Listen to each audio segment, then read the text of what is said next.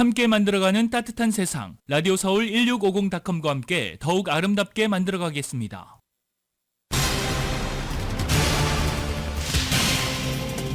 최근 비즈니스 업소를 상대로 한 강절도 사건이 빈발해 업주들이 보안을 강화하고 있습니다. 하지만 이 비용도 만만치 않아 부담스러워하고 있습니다. 버뱅크 경찰이 노숙자 한 명을 LA시의회 폴 크래코리안 의장 사무실 앞에 내려주고 떠나 논란이 되고 있습니다.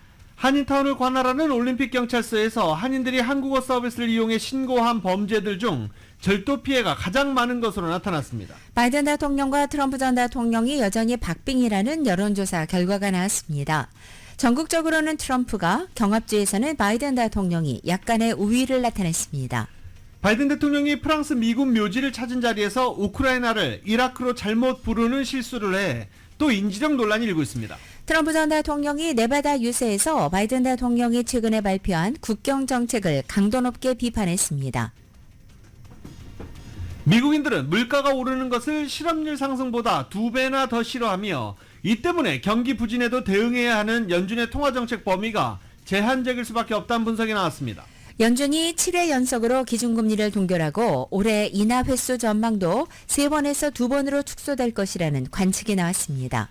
이스라엘이 가자 지구에 특수부대를 투입해 하마스에 잡혀갔던 인질 4명을 구출했습니다.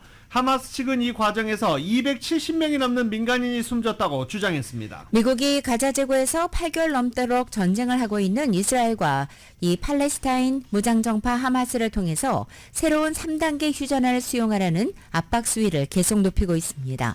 앞으로 5년간 유럽연합의 정책 방향을 결정지을 유럽의회 선거에서 강경 우파 세력의 약진이 두드러졌습니다. 유럽의회 선거에서 당초 예상대로 극우 바람이 현실화되자 이번 선거 결과가 5개월을 남은 미국 대선에 미칠 영향에도 관심이 쏠리고 있습니다.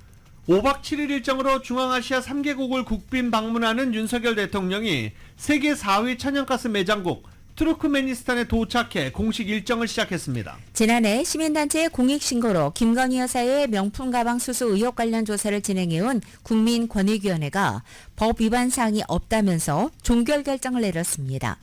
NBA 파이널 2차전 경기에서 보스턴 셀틱스가 댈러스 매버릭스를 105대 98로 꺾고 시리즈 전적 2승 무패로 앞서 나갔습니다. LA 다저스가 뉴욕 양키스에게 4대 6으로 패했습니다. 하지만 LA 다저스는 뉴욕 양키즈와의 주말 3연전에서 2승 1패를 기록해 위닝 시리즈를 만들어냈습니다. 오늘 뉴욕 증시 하락 출발하고 있습니다. 원달러 환율은 1376원으로 마감했습니다. 남가주 오늘도 점차 맑아지겠고 LA 한인타운 낮 최고 기온은 75도로 예상됩니다. 이 시간 주요 뉴스는 하늘 위 호텔 세계 최대 항공기 아시아나항공 A380에서 차별화된 서비스를 만나보세요. 고국까지 편안하고 안전하게 모시는 아시아나항공 제공입니다. 여러분 안녕하십니까? 김윤정입니다. 안녕하십니까? 유지승입니다. 2024년 6월 10일 월요일 라디오 서울 모닝 뉴스 2부입니다.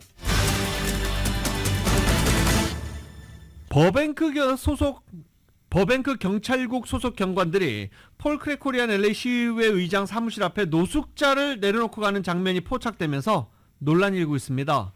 정연호 기자가 보도합니다. LA시가 홈리스 문제로 몸살을 앓고 있는 가운데 폴 크래코리안 LA시 의장이 7일 기자회견을 열고 벌뱅크 PD 경관 2명이 홈리스를 LA시 의장 사무실 앞에 덤핑하는 장면을 비디오 영상에 담았다고 밝혔습니다. 크래코리안 시의장은 벌뱅크 시와 벌뱅크 PD 양측의 이번 사건에 대한 조사와 법적인 조치를 촉구하는 방안을 LA시 의회에 상정했다며 7일 관련 동영상을 공유했습니다. 비디오는 지난 6일 노스 할리우드의 랭커시 물바디에 있는 이지구 시의원 사무실 측이 촬영했습니다. 비디오는 벌뱅크 PD 차량이 이지구 LA 시의원 사무실 건물 앞에 주차한 후 경관 2명이 차에서 내려 뒷문을 열고 수갑을 찬 것으로 보이는 노숙자 남성을 떨군 후 차를 몰고 떠나는 모습을 담았습니다. 땅바닥에 떨궈진 노숙자 남성은 소리를 지르며 괴로워하는 모습입니다.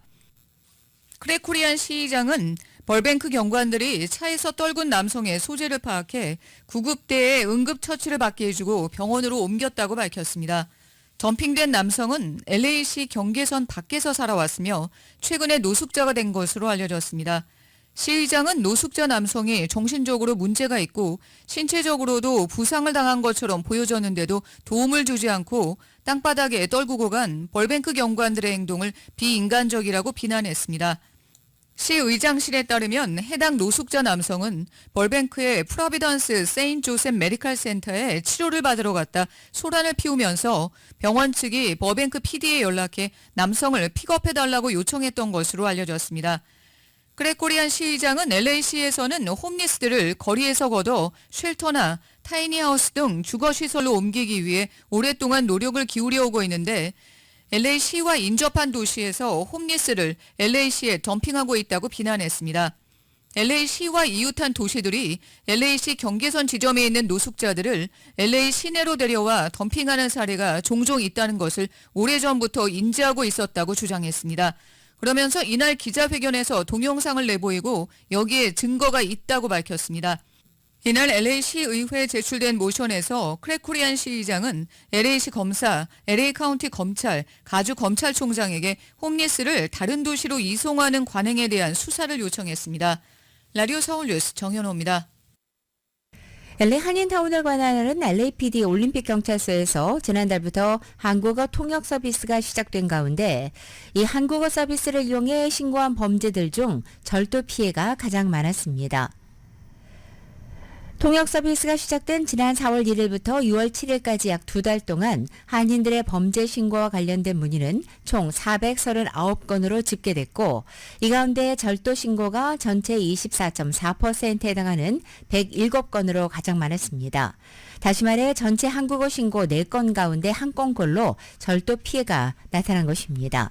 이외에도 기물파손이 31건, 폭행 25건, 금융피해 19건, 재산피해 19건, 차량사고 19건, 가정폭력 12건, 기타 42건 등으로 나타났습니다.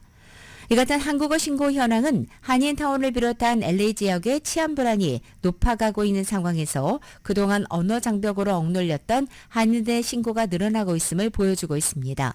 또한 언어 편의성 증가에 따른 일반적인 문의도 함께 늘어난 것으로 해석됩니다. 최근 비즈니스를 대상으로 한 강절도가 빈발해서 업소들의 영업에도 지장을 주면서 타운 업주들도 업소 보안에 신경을 쓰고 있습니다. 그런데 이 보안 업그레이드하는 비용 만만치 않습니다. 이은 기자가 보도합니다. 코로나 팬데믹 이후 타운을 비롯해 LA런의 업소를 노리는 강절도가 빈발해 업주들이 강절도 피해를 사전에 방지하기 위한 노력을 기울이고 있습니다. 강절도 사건으로 인해 피해가 가장 심각한 곳은 타운 내 요식업소들로 절도범들이 밤새 매장 창문을 부순 뒤 매장 안 카운터에 보관된 현금을 훔쳐가는 경우들이 많았습니다. 철제 셔터문 설치로 업소 정문을 통해 침입이 어려울 경우 업소 지붕으로 올라가 지붕을 뚫는 엽기적인 행동까지 서슴지 않는 등 절도범들의 수법은 날로 대담해지고 있습니다. 한인들은 밤새 업소에서 발생한 절도 사건으로 발만 동동 구르고 있습니다. 한인 요식업협회 측에 따르면 근래 들어 협회 회원들이 타운에서 벌어지는 절도 사건으로 인해 매우 불안해하고 있어 이에 대한 대처가 절실하다고 밝혔습니다. 한인 요식업주들은 최근 늘어나는 밤샘 절도 사건을 계기로 업소 전체에 안정장치를 설치해 매장을 보호하고 곳곳에 감시 카메라 설치 등을 모색하고 있습니다. 마음 같아서는 경비원을 고용해 업소를 보호하고 싶은 마음이 굴뚝 같지만 경비원 고용은 비용이 만만치 않아 경비원 고용은 쉽지 않은 상황입니다. 이 때문에 감시 카메라를 통해 용의자의 인상착의를 포착하는 정도로 그치는 상황입니다. 요식업소들은 비즈니스 업소들을 대상으로 절도 사건이 꼬리를 물면서 업소 주변 치안이 불안하다는 한인들의 인식이 확산되자 저녁 시간대에 식당이나 술집을 방문하는 손님 수가 최근 부쩍 줄어들었다고 하소연했습니다.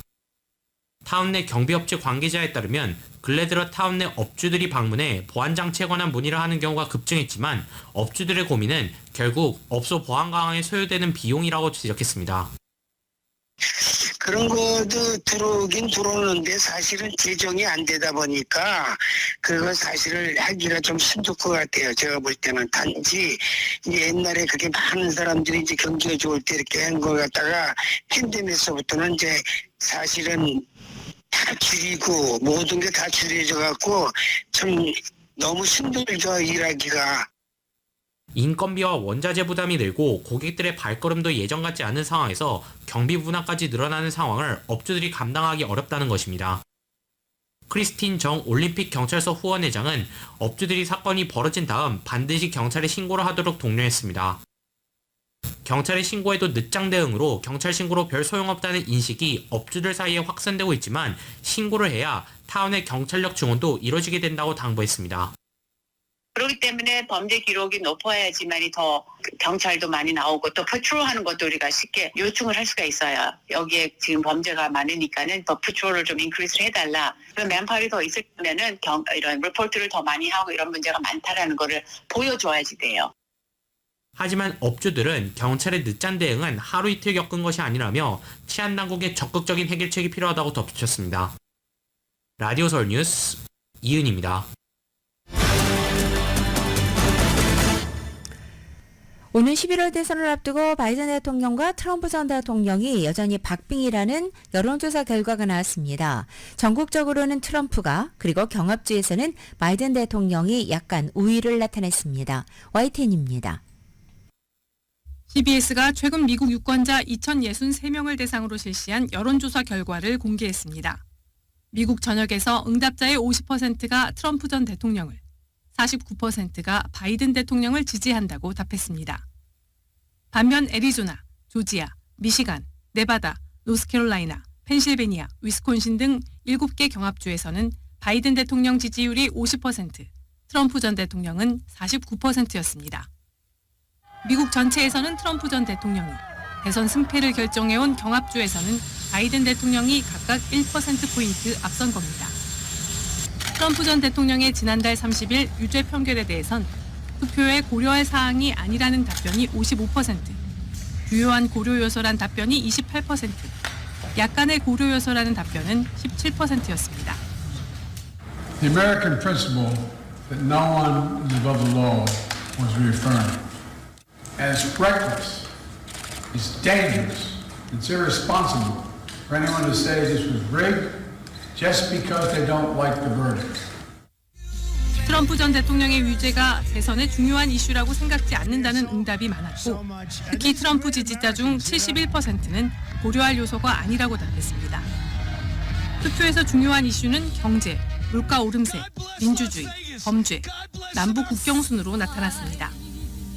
The first thing we're going to do is we're going to close that border tight as a drum and we're going to let people come in, but only legally. If we win Nevada, we win the whole thing. We win the whole thing. 유권자 그룹별로는 흑인에서 바이든의 지지율이 81%로 트럼프의 18%보다 크게 높았고, 여성은 바이든 대 트럼프가 각각 54%와 45%의 지지율을 보였습니다. 무당층은 바이든 50%대 트럼프 48%를 각각 기록했고, 전체적으로 2020년 대선에는 못 미치지만 지난 3월 조사 때보다는 흑인, 여성, 무당층에서 바이든 대통령 지지율이 소폭 상승했다고 CBS는 분석했습니다. YTN 김잔디입니다. 트럼프 전 대통령이 성추문 입막음 돈 재판으로 유죄 판결을 받은 뒤 처음으로 대규모 5개 선거 유세를 하고, 바이든 대통령이 최근 발표한 국경정책 등을 강도 높게 비판했습니다. 트럼프 전 대통령은 네바다주 라스베가스에서 대규모 야외 유세를 열고, 바이든 대통령이 최근 발표한 불법 입국자의 망명 제한 정책에 대해 늦었고 약하고 비효율적이다며 홍보 전략이며 헛소리다라고 비판했습니다. 또 지난 4년간 부패한 바이든은 역사상 어느 때보다 많은 불법 외국인이 들어오도록 했다며, 그들은 미국을 파괴하고 있고 상상할 수 없는 짓을 하고 있다라고 말했습니다. 또 미국의 구조를 그들이 바꾸고 있다라고도 주장했습니다. 트럼프 전 대통령은 그들은 노조도 죽이고 있다며, 바이든이 정말로 불법 이주민 침략을 막기를 원한다면 그가 해야 하는 것은 트럼프의 모든 국경 정책을 다시 시행하는 것이다라고 주장했습니다.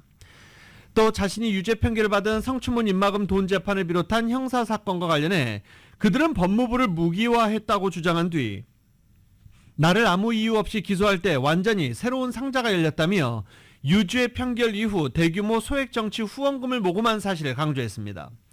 또 어느 때보다 여론조사 수치가 높다며 그것은 조작하기에는 너무 큰 수치다라고 말하기도 했습니다. 트럼프 전 대통령은 자신과 달리 바이든 대통령이 기밀 문서 유출 혐의로 기소되지 않은 것에 대해서는 무능력하고 재판을 감당할 수 없어 면죄부를 줬다며 바이든은 재판을 감당할 수 없는데 대통령에 출마하는 것은 허용됐다라고 말하기도 했습니다. 이 밖에 트럼프 전 대통령은 바이든 대통령의 전기차 등 친환경 차량 지원 기조에 대해서 바이든 정부의 정책대로 하면 2030년까지 6년 남았는데 그때까지 모든 게 전기차로 돼야 한다라고 주장하고 비판했습니다. 그러면서도 나는 전기차 빅팬이긴 하다라면서도 짧은 거리를 이동할 때는 전기차를 원하는 특정한 사람들이 있고 그건 오케이 라고 말했습니다. 이어서 휘발유나 경유, 하이브리드 차도 구할 수 있어야 한다며 내 생각에는 하이브리드가 더 나은 솔루션 같다. 공화당은 상식의 정당이다 라고 강조했습니다. 이 밖에 트럼프 전 대통령은 연설에서 서비스 산업 종사자가 많은 네바다주 유권자를 겨냥해 팁에 대해서는 과세하지 않겠다고 밝혔습니다. 조 바이든 대통령이 프랑스 국빈 방문의 마지막 일정으로 현지 시간으로 9일 현지의 미군 묘지를 찾은 자리에서 11월 대선에서 맞붙을 트럼프 전 대통령에게 일격을 가했습니다. 하지만 바이든 대통령은 발언하는 중에 우크라이나를 이라크로 잘못 부르는 실수를 해서 공세의 효과를 반감시켰습니다. 백악관 공동 취재전과 또 언론 매체 보도에 따르면 바이든 대통령은 이날 제1차 세계대전의 벨로숲 전투에서 전사한 미군이 묻힌 프랑스 벨로의 엠마른 미군 묘지를 방문했습니다. 이 자리에서 바이든 대통령은 묘지에 묻힌 미군 전몰 장병들의 전공을 거론한 뒤 전몰자 추모는 일국이 민주적 가치를 얼마나 지지하는지의 척도라고 말했습니다. 바이든 대통령은 이날 트럼프 전 대통령을 직접 거명하지 않았지만 트럼프 전 대통령이 현직이던 2018년 이곳을 방문할 예정이었다가 악천후로 취소하면서 했던 발언과 관련된 파문을 떠올리게 했다고 매체들은 분석했습니다. 2020년 9월 미국 시사 매체인 애틀랜틱은 2018년도 11월 프랑스를 방문한 트럼프 당시 대통령이 엠마른 미군 묘지 참배를 취소하면서 이곳에 묻힌 미군 전몰자를 폄훼하는 발언을 했다고 보도했습니다. 애틀랜틱은 방문을 취소하기 직전 트럼프 당시 대통령이 미군 전사자를 호구, 패배자 등으로 칭했다고 보도했고 트럼프 본인은 물론이고 부인인 멜라니아 여사까지도 허위 보도라고 주장했습니다. 한편 바이든 대통령은 우리가 이라크를 위한 자금을 확보하기 위해서 수개월을 기다리게 만든 그런 생각은 미국적이지 않다라면서 우크라이나를 이라크로 잘못 말했습니다. 라디오 서울 모닝뉴스 함께하고 계십니다.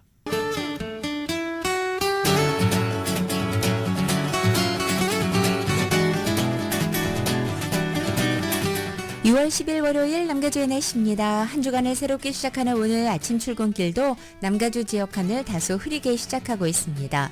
오늘은 점심시간 이전인 11시부터는 해가 나기 시작해서 낮 동안은 맑은 날씨 보이겠습니다. 낮 기온은 평균 기온을 약간 밑도는 상태로 유지되겠습니다. 화요일인 내일부터 남은 한 주간의 날씨 역시 남가주 지역 아침 저녁으로 흐리고 낮 한때는 해가 나는 패턴이 반복됩니다. 낮 기온도 평년 기온에서 크게 벗어나지 않는 큰 더위 소식 없는 상태가 유지되겠습니다. LA 한인타운의 오늘 낮 최고 기온 75도, 밤 최저 기온은 60도, 오렌지 카운티 지역은 77도, 61도, 밸리와 일란드 암파이어 지역은 85도, 58도, 해안 지역은 68도, 59도로 예상됩니다. 한국 오늘 전국이 맑고 불볕더위 이어집니다. 서울의 오늘 아침 최저 기온이 64도, 낮 최고 기온은 89도까지 오르겠습니다.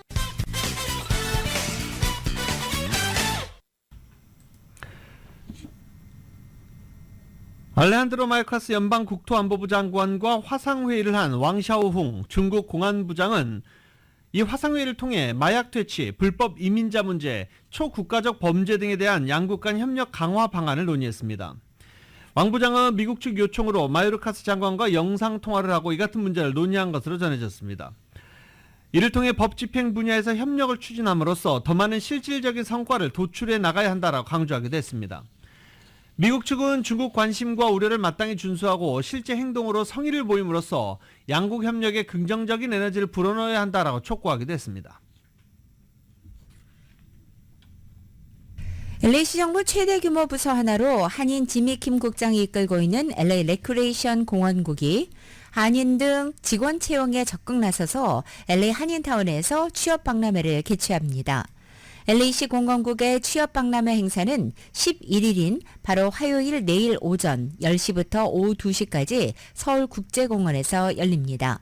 내일 행사에서는 다양한 모집 분야에 대한 안내와 지원 서류 접수는 물론이고 슈퍼바이저의 인터뷰까지 진행이 가능합니다. 또 일부 직군의 경우에는 자격이 된다면 즉시 채용 제안과 신원 조회를 위한 지문 채취까지도 이루어질 예정입니다.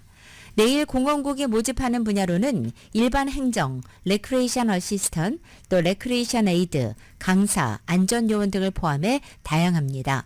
공원국의 취업 희망 한인들은 이력서와 신분증, 소셜 넘버, 워킹 퍼밋 같은 유효한 취업 자격 증명 서류 등을 갖춰 현장을 방문하면 됩니다. LA시 공원국은 현재 풀타임 직원 공석이 다수 있을 뿐만 아니라 다양한 여름 시즌 프로그램을 위한 파타임 인력도 많이 필요한 상황이라고 밝혔습니다. 시 공원국 측은 경쟁력 있는 급여와 유연한 근무 일정, 인턴십을 제공한다면서 한인과 또 한인타운 주민들의 많은 관심과 지원을 부탁하고 있습니다.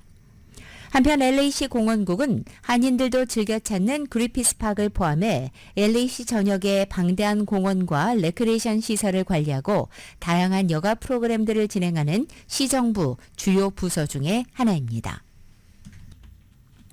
음주 상태에서 운전대를 잡았다가 폐가 망신하고 음주 차량에 치여 무거운 사람이 희생되는 비극이 이어지는 가운데 20대 한인이 술과 마리화나에 취한 상태에서 130마일로 광란의 질주를 벌이다 17세 고등학생을 사망케 한 혐의로 체포돼 충격을 주고 있습니다.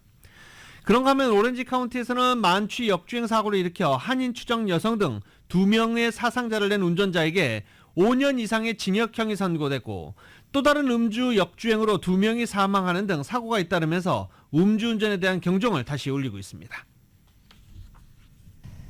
미주 최대 아시안 슈퍼마켓 체인인 H마트가 지난 7일 가든그로브 지점에서 미셸 스틸 연방하원의원과 트리타 가주 하원의원, 스티브 존스 시장과 조봉남 오렌지 카운티 한인회장, 짐구 한인상공회의소 회장 등과 시 관계자 또 한인 업주들이 참석한 가운데 고객의 안전과 지역 발전을 위한 간담회를 가졌습니다. 미셸 박스틸 연방하원의원은 미국 지역 전역에서 여러 가지 문제들이 있지만 안전은 가장 중요한 이슈라며 오렌지 카운티의 범죄는 이 지역뿐만 아니라 다른 카운티에서 범죄자들이 넘어오고 있고 또 홈리스들도 많아서 법 집행기관들이 모든 상황에 처해있다고 말했습니다. 상호 정보를 공유하며 이 같은 문제를 해결하는 방안을 검토해 나가야 한다고 덧붙였습니다. H마트 측은 고객에게 안전한 쇼핑 환경을 제공하기 위해서 매장 내외 CCTV 감시 시스템을 강화하고 경비 인력을 확충하며 긴급 상황 대비 훈련 실시 같은 다양한 노력을 기울이고 있다고 밝혔습니다. 앞으로도 지역사회와 긴밀히 협력하고 고객들에게는 안전하고 편리한 쇼핑 환경을 제공하며 지역사회 발전에 기여하기 위해 최선을 다하겠다고 밝혔습니다. 미국에서 살다가 한국으로 이사한 70대가 무허가 총기 소지로 재판에 넘겨져 집행유예를 선고받았습니다. 미국에 거주할 때 선물 받은 권총 한 정과 실탄 50발을 한국 이삿짐에 탁송 후 허가 없이 소지하고 있다가 적발된 것입니다. 한국 춘천지법 원주지원 형사 1부는 총포, 도검, 화약류 등의 안전관리에 관한 법률 위반 혐의로 기소된 이 한인 79살의 A씨에게 징역 1년 6개월, 집행유예 2년을 선고했다라고 밝혔습니다. 또 압수품을 각각 몰수했습니다. 대형 할인 매장 체인인 코스트코가 내년부터는 책을 매장에 상시 진열하는 것을 중단하고 대신 연말 쇼핑 시즌에만 판매할 예정입니다. 출판사 관계자들은 코스트코는 내년 1월부터 상시적으로 책을 판매하는 것을 중단하고 9월부터 12월까지 연말연시 쇼핑 기간 동안에만 한시적으로 책을 판매할 계획을 통보해왔다고 밝혔습니다. 따라서 내년부터는 연말 시즌 이전이 되어야 다시 책을 볼 수 있게 됩니다. 코스코 경영진은 팔레트에 올려놓은 다른 제품들과 달리 책은 수동으로 진열되어야 하고 매주 화요일마다 새로운 책이 출시되며 판매되지 않은 책들은 반품 절차를 거쳐야 해서 더 많은 작업이 발생한다고 설명했습니다. 이번 결정은 인쇄 판매가 정제되고 출판사들이 온라인으로 이동한 고객들을 찾기 위해 고군분투하는 시점에서 출판업계에는 중대한 타격이 될 수 있다는 분석입니다. 테슬라가 전체 자동차 브랜드 중 중고차 시장에서 가격 하락이 가장 큰 브랜드로 나타났습니다. 자동차 시장 조사 업체 IC카스는 통계를 인용해 보도한 내용에 따르면 지난 3월 기준 미국에서 평균 중고차 가격은 작년보다 3.6% 하락했지만 중고 전기차 가격은 무려 31.8%나 떨어졌습니다. 같은 기간 중고 테슬라 가격은 평균 28.9% 하락해 전체 자동차 브랜드 중 최대 낙폭을 기록했습니다. IC카스의 애널리스트 칼 브로우는 일론 머스크가 테슬라 신차 가격을 공격적으로 인하한 데서 주로 기인하고 있다라고 말했습니다. 올 초부터 대형 렌터카 업체 허츠는 보유 중이던 테슬라를 대량으로 중고차 시장에 내놓았고 현재 허츠의 자동차 판매 웹사이트에는 1186대가 매물로 등록되어 있습니다. 기아가 미국에서 판매하고 있는 대형 SUV 차량인 텔룰라이드를 대량 리콜합니다. 리콜 대상 차량은 지난 2020년부터 올해까지 판매된 모두 46만 3천 대에 이릅니다. 기아는 이번 리콜에 대해 차량 앞좌석 파워 시트가 모터 과열로 인해서 화재 위험의 우려가 제기된 데 따른 것이라고 밝혔습니다. 기아는 좌석 밑에서 불이 났다는 사고 1건과 좌석의 모터가 녹았다는 6건의 민원이 제기됐다면서 이로 인한 충돌이나 부상은 없다고 밝혔습니다. 연방도로교통안전국은 좌석을 앞뒤로 조절할 수 있는 파워시트 슬라이드 손잡이가 움직이지 않으면 좌석 전동 모터가 과열돼 주차나 주행 중에 화재가 발생할 수 있다고 설명했습니다. 이어서 리콜 수리가 모두 완료될 때까지 차량 소유주는 구조물에서 멀리 떨어진 곳에 주차하는 것이 좋다라고 덧붙였습니다. 한 고등학교 졸업식에서 한 졸업생 아버지가 보여준 돌발 행동, 지금 지역사회 공분을 사고 있습니다. 그리고 브라질에 있는 거대 예수상이 한복을 입었습니다. 어떻게 된 일일까요? KBS가 두 소식 묶어서 보도해드립니다. 미국 위스콘신주의 한 고등학교 졸업식, 학사모를 쓴 올해 졸업생들이 차례로 단상에서 학교 관계자들과 악수를 합니다. 그 순간 한 백인 남성이 단상에 난입하더니 관계자들 가운데 흑인 남성을 강제로 밀어냅니다.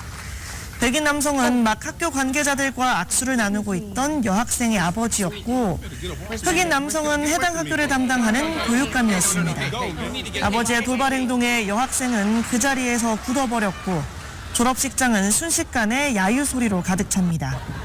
이후 남성은 단상 밖으로 쫓겨났으며 경찰에 인계돼 치안방해 혐의로 기소된 것으로 알려졌습니다.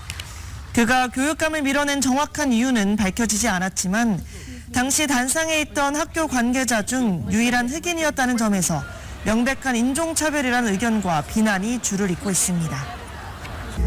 브라질 리우데자네이루 시내를 한눈에 조망할 수 있는 관광 명소이자 브라질 하면 떠오르는 대표 상징물인 거대 예수상. 세계적으로 유명한 이 거대 석상이 현지 시간 7일 밤 청색 한복으로 곱게 차려입은 모습이 공개됐습니다. 이는 높이 30m 예수상에 한복 이미지를 투사하는 프로젝션 매핑 행사로 문화체육관광부와 주 브라질 한국문화원, 진주시 등이 현지 기관과 협력해 진행됐는데요. 9일부터 브라질에서 열리는 한국의 빛 전시회와 오는 11월 브라질 G20 정상회의의 성공적 개최를 기원하기 위해 기획했다고 합니다.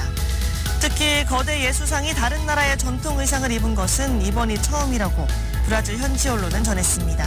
지금까지 이슈 SNS였습니다.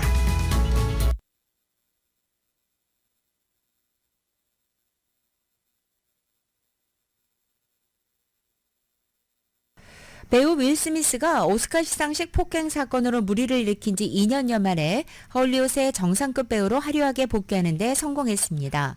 윌 스미스가 주연한 나쁜 녀석들 라이드 오어 다이가 북미를 비롯해 전 세계에서 개봉 첫 주 티켓 수입으로 순익 분기점을 뛰어넘으며 흥행에 성공한 것입니다. 어제 뉴욕타임즈와 연예매체 버라이어티에 따르면 나쁜 녀석들 4는 북미에서 지난 7일 개봉해 주말 사흘간 5,600만 달러의 흥행 수입을 기록하면서 박스오피스 1위에 올랐습니다. 또 한국을 비롯한 북미 외 시장에서도 합계 4,860만 달러의 티켓 판매고를 올려서 전 세계에서 총 1억 460만 달러를 벌어들였습니다. 나쁜 녀석들 4는 마케팅 비용을 제외하고 약 1억 달러의 제작비가 들었는데 개봉 첫 주 단숨에 이 손익분기점을 넘긴 것입니다. 라디오 서울 모닝뉴스 2부 듣고 계십니다.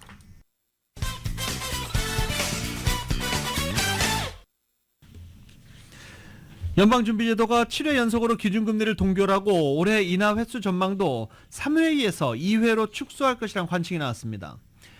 시카고 상품거래소 패드워치에 따르면 금리 선물 시장은 이번에 기준금리가 동결될 가능성을 99% 이상으로 봤습니다. 또 3월 이후 처음으로 경제, 금리 전망을 업데이트하면서 올해 2회 인하 신호를 보낼 것으로 기대했습니다. 전문가들은 최근 물가 등 경제 지표를 감안하면 점도표에 반영되는 연방공개시장위원회 위원들을 올해 금리 인하 횟수 전망치가 3회에서 2회로 줄어들 것으로 예상한다고 AFP 통신이 전하기도 했습니다. 미국민들은 물가가 오르는 것을 실업률 상승보다 2배나 더 싫어하고 때문에 경기 부진에도 대응해야 하는 연준의 통화정책 범위가 제한적일 수밖에 없다는 분석이 나왔습니다. 미국인들의 물가 상승 혐오는 구매력 감소 외에도 정신적인 스트레스에서 비롯된 것으로 보이고 있습니다. 하버드 대학 연구팀이 실시한 최근 조사에는 미국민의 물가 상승 혐오가 잘 나타났습니다.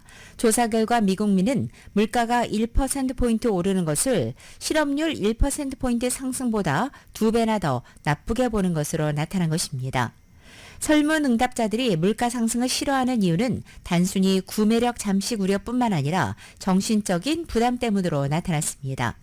빠듯한 예산에서 돈을 쓰려면 심리적인 타격을 받게 된다는 의미입니다. 연구팀은 이것은 복잡한 문제라면서 예산 기준이 빠듯해지지 않아도 인플레이션은 늘 돈을 쓸 때 다시 생각하게 하는 요인으로 기본적으로 큰 부담이 된다고 말했습니다. 여기에 UC 버클리 연구팀도 팬데믹 기간 이전에 물가 목표를 더 높게 설정하자는 의견이었지만 요즘은 그렇지 않다고 밝혔습니다. 경제 모델은 사람들이 물가 상승을 생각만큼 싫어할 필요가 없다고 제시할 수 있지만 그렇다고 해서 물가 상승 혐오가 사라지지 않을 것으로 전망한 것입니다. 연구팀은 사람들이 어떤 타당한 이유로 물가 상승을 싫어할 수 있다고 본다면서 우리는 이런 이유를 제대로 모델링하고 명확히 정리하지 못하고 있다고 밝혔습니다. 빅테크 기업들이 2022년 말 이후 주식시장을 이끌고 있지만 올 하반기 이 기업들의 상장성이 많이 떨어질 것으로 관측됐습니다. 주식시장에서 상반기와 같은 상승세가 이어지려면 다른 분야 기업들의 주가 상승이 동반돼야 한다는 분석이 나왔습니다. 블룸버그 인텔리전스 조사에 따르면 마이크로소프트와 애플, 엔비디아, 알파벳, 아마존 등 최근 증시를 주도해온 빅5 기업의 순이익 증가율이 1분기 50%에서 2분기, 3분기, 4분기 등으로 점차 떨어질 것으로 전망했습니다. 이에 비해 소재산업이나 헬스케어 분야는 하반기에 수익성이 많이 개선될 것으로 예상했습니다. 글로벌 행동주의 투자자인 엘리엇 인베스트먼트 매니지먼트가 사우스웨스트 항공에 대한 지분 투자에 나선 것으로 전해졌습니다. 월스트리트 저널은 어제 엘리엇이 거의 20억 달러를 투자해서 지분을 매입했다며 이 사우스웨스트 항공사의 부진한 주가를 끌어올리기 위해 변화를 추진할 계획이라고 보도한 것입니다. 이로써 엘리엇은 시가총액이 166억 달러인 사우스웨스트의 최대 투자자 가운데 하나가 됐습니다. 달러스에 본사를 둔 사우스웨스트 항공은 지난 7일 뉴욕 증시에서 27불 75센트로 0.36% 하락한 채 거래를 마쳤는데 이것은 팬데믹 혼란기였던 2020년 3월보다 낮은 것이었습니다. 또 지난 3년 동안 절반 이상 폭락하면서 델타 항공이 같은 기간 약 8% 상승하고 또 유나이트 항공이 약 8% 하락에 그친 것과 대조를 보인 바 있습니다. 다음 소식입니다. 지금 유럽 연합의 정책 방향을 결정지을 유럽 의회 선거에서 강경 우파 세력의 약진이 두드러졌습니다. 특히 프랑스와 독일은 강경 우파 정당의 집권당이 참패했는데 마크롱 프랑스 대통령은 의회 해산을 전격 발표했고 벨기에 총리는 사임을 발표하는 등 지금 유럽이 어수선합니다. KBS입니다. 유럽연합 회원국 27개국에서 나흘 동안 치러진 유럽의회 선거. 중도파 정당들이 지금처럼 3당까지 그대로 유지할 것으로 예측되지만 그 비중은 줄었습니다. 그 자리를 파고든 건 강경우파 세력입니다. 대표적인 강경우파 정치그룹 두 곳 모두 의석이 늘어 총합이 10석 늘어날 것으로 전망됩니다. 이는 중도좌파 성향의 제2당을 위협하는 수준입니다. 강경우파 독일 대한당도 독일 유럽의회 선거에서 집권당을 밀어내고 처음 2위로 뛰어올랐습니다. 유럽 정치의 우양우에는 특히 프랑스 강경우파 국민연합의 약진 영향이 컸습니다. 국민연합은 프랑스 유럽의회 선거에서 집권당과 격차를 2배 벌리며 압승을 거둘 것으로 예측됩니다. 선거 참패에 마크롱 대통령은 의회 해산과 조기 총선이라는 극약 처방을 내놨습니다. 중도와 좌파까지 아우르는 새로운 연합 세력을 구축해 레임덕을 최소화하겠다는 승부수로 풀이됩니다. 차기 대권을 노리는 강경우파의 유럽의회 선거 압승이 국내 정치에도 영향을 끼칠 것으로 우려하기 때문입니다. 대통령의 의회 해산권 행사는 27년 만으로 매우 드문 일입니다. 현재 언론들은 이번 결정을 위험한 도박에 빗대고 있어 선거 여파에 대한 불확실성이 커지고 있습니다. 말에서 KBS 뉴스 안다영입니다. 라디오솔 모닝뉴스 스포츠 소식입니다. 스포츠 소식은 전문가가 추천하는 이민법과 가정법 전문 제인정 종합법률사무소 제공입니다. NBA 파이널이 이렇게 싱겁게 가나요? 네, 댈러스가 반격을 하겠죠. 어제 보스턴 셀틱스가 댈러스 매버릭스와의 경기에서 승리를 거두면서 2연승을 달리며 18번째 우승컵을 향한 순항을 이어갔습니다. 어제 보스턴 홈 구장에서 열린 댈러스와의 경기에서 105대 98로 승리를 거두고 시리즈 전적 2승 무패로 앞서가기 시작한 것입니다. 보스턴은 LA 레이커스와 함께 NBA 파이널 17번 우승해서 이 부분 최다 기록 동률 1위인데 과연 18번째 우승을 차지하고 레이커스를 피해서 앞서갈 수 있을까요? 이렇게 프로농구 최다 우승 기록에 도전하는 보스턴이 끈끈한 수비를 앞세워서 이렇게 챔피언 결정전 2연승을 달렸습니다. KBS입니다. 경기 초반 보스턴의 브라운이 공을 가로채 질주를 시작합니다. 그리고 이어지는 강력한 덩크슛에 홈팬들이 열광하는데요. 하지만 댈러스에는 슈퍼스타 루카 돈치치가 있죠. 보스턴 수비들을 절묘하게 빠져나가 동료의 득점을 이끌어내고 환상적인 엘리웁 덩크슛도 돈치치의 손에서 시작됐습니다. 그래도 3쿼터 보스턴이 기분 좋은 버저비터를 성공시키며 승리를 예감하는 경기 막바지 결정적인 블럭까지 선보이며 챔프전 2연승을 달립니다. 보스턴은 사상 최초 18번째 우승까지 단 2승 남았습니다. 지난 싱가포르전에서 이미 북중미 월드컵 최종 예선행을 확정지은 한국 축구대표팀은 내일 새벽 4시 열리는 중국전에서도 최정예 멤버를 앞세워 승리를 다짐하고 있습니다. 상대팀은 중국은 태국전 출전으로 뒤숭숭한 상황인데도 중국 선수들이 무슨 일인지 자신감을 보였습니다. KBS입니다. 중국전을 하루 앞둔 마무리 훈련. 손흥민과 이강인 등 태극전사들의 표정엔 여유가 넘쳤습니다. 최종 예선 진출을 이미 확정했지만 톱시드 확보를 위해 대표팀은 최종의 멤버를 총출동시킬 예정입니다. 그만큼 많은 축구 팬분들이 분명히 기대를 갖고 오시는 거기 때문에 다른 이유를 다 떠나서 내일 경기만 생각해도 무조건 이겨야 하는 경기인 것 같습니다. 반면 중국은 절박합니다. 지난주 4만 6천여 홈 만원 관중 앞에서 태국의 굴욕적인 패배를 당할 뻔한 중국.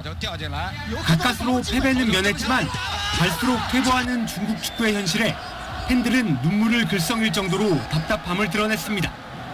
我10号到韩国也是带着